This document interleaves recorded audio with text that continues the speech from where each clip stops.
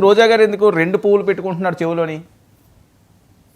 ఆమె ఫ్యాషన్ షోకి care of address గా మారిపోయారు. ఇప్పుడు మళ్ళీ షోలు చేస్తున్నారు. మీరు గమనిస్తున్నారు లేదు? హైదరాబాద్ లో మళ్ళీ కామెడీ షోలో కనపడుతున్నారు. సో చూస్తున్నారు మీరు ఆ అవతారం అంతా మనం గమనిస్తే అక్కడి నుంచి డైరెక్ట్ గా అలాగే వచ్చినట్టున్నారు. సో ఆవిడ గురించి నేను మాట్లాడదలుచుకోలేదు. ఆవిడ ఆల్రెడీ నగర ప్రజలకి ఆ శాఖలకి చాలా పువ్వులు పెట్టింది. ఆ స్కాములు కూడా బయటకు వచ్చిన రోజు అన్ని పువ్వులతో మంచి రిబ్బన్ తయారు చేయించి నేనే ఆమెకు జడ వేపిస్తాను. సో పాలనంతా సజావుగానే సాగుతుంది.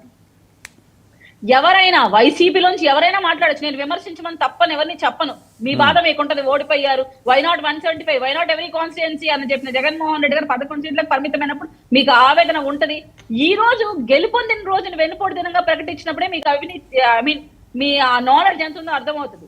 కాదండి, మీరేంటి కాదు, సంక్రాంతి ఇప్పుడు రాదు కదా, మే జూన్ నెలలోని, మీరేంటి ఇప్పుడు ముగ్గులేస్తున్నారు?